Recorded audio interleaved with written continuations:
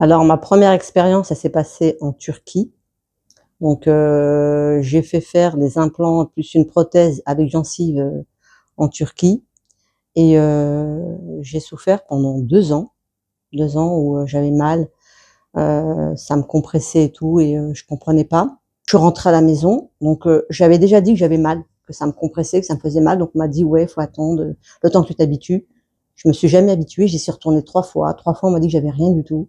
Alors que je sentais que j'avais mal, ça chauffait, ça me brûlait et tout et on me disait tout le temps: «Non, il y a rien, vous inquiétez pas» et tout et je suis restée 2 ans comme ça et après j'avais, quand même peur de retourner en Turquie. Je voulais plus retourner en Turquie parce qu'il y avait pas de solution. En Turquie, quand je suis arrivée, on m'a pas expliqué ce qu'on allait me faire. Je me suis retrouvée dans une salle, on m'a, extrait, je crois une vingtaine de dents.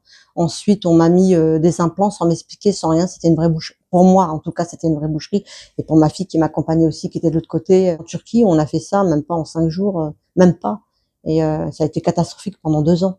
Il m'a posé ma prothèse. Ensuite, il a fait les rectifications par téléphone.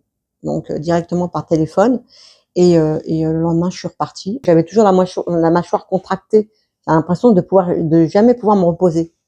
C'était les sensations que j'avais. J'ai saigné aussi, à cause de la compression de la fausse gencive. Donc c'est compliqué aussi et ça, ben, quand on arrive en Turquie, on nous met ça, on pense que c'est normal, mais en vérité non, pas du tout. Ouais, on avait l'impression que j'avais des belles dents alignées, mais je souffrais, le martyre, mais vraiment, hein. Et là, je vous recommande à 1000, 2000, 3000%. Je déconseille la Turquie. Alors là, je déconseille à tout le monde la Turquie, c'est même pas la peine.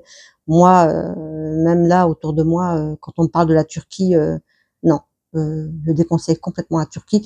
Alors surtout quand on a déjà des problèmes dentaires, donc encore moins la Turquie.